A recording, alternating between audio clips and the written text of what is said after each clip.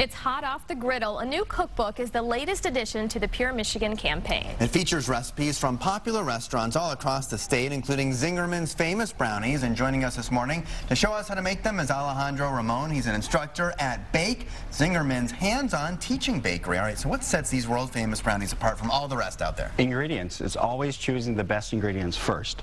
And then whatever you make from that, it's going to be really delicious. And so that's where we start always with all of our products at Zingerman's Bakehouse. All right, so how do we get started here? All right, so we have a 13 by 9 inch pan that we prepared with a little non-stick spray. That's ready to go.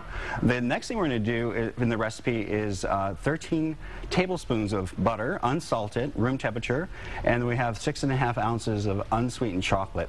We're going to melt that in a double boiler, and that just means that we have a little bit of water below the bowl, and we barely bring it to a simmer and can melt it that way. You can also do it in a microwave if you want to. Okay, it gets nice and silky. Look at that. It does, and it smells really good too. It really does. Okay. The next thing we have is our dry ingredients. So we have 1.5 cups of flour, all-purpose flour. We have 3/4 of a teaspoon of baking powder and 1/2 teaspoon of salt. And if you'd like to mix those together, that'd be really great. And by the way, as Anu does that, you actually will teach people how to make desserts and pizza at Bake. Exactly. We teach baking classes, hands-on baking classes at Zingerman's Bakehouse in the Bake School, and that location is at the Bakehouse. Class is pretty popular, I imagine. Very popular. Pizza class, croissant class, Danish class we just taught yesterday. Lots of great classes. That looks great. Okay, all right. Now what? The next step will be to take the room temperature eggs. We have 4 eggs and 2 cups of sugar, and we're going to put it into a mixer like this, or you can use a hand mixer, and we're going to whip it for at least 5 minutes. And if you'd like to turn it on for just a second or so. All right, on full speed, right? Full speed. All right. Wow.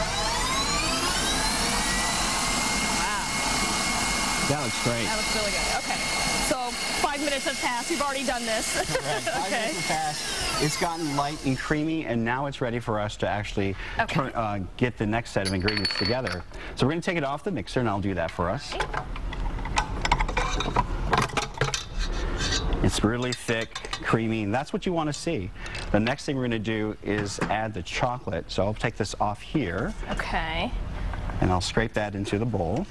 So we're going to get in here and just really stir really well to get everything well mixed. All right. Now the recipe actually tells you to do this on the machine. You can definitely do it on the machine if you'd like, but it's not really necessary. You can do it by hand. It's a lot quieter also. Okay. And it smells really good when you're here. So once the chocolate is fully mixed in, you can go ahead and add all the dry ingredients. That's all the things that you mixed up. Okay. You're going to fold that in. By the way, is it dark chocolate or milk chocolate, or is it a secret this recipe? is pure chocolate. There is no sugar, so it would be considered just dark chocolate. Wow. You can add the vanilla at this point. Feel free to add those walnuts. Now these are toasted walnuts. It's important to toast your nuts before you actually bake. It's going to bring out more flavor. So once we have that, we're going to pour it into the pan. All right, now's the time. By the way, can you use any sort of nut if you do want to use nuts? You sure can. You can use pecans. I lived in Texas for 17 years, and pecans were the nuts that were a choice down there in the South. So anything that you would like in this, peanuts.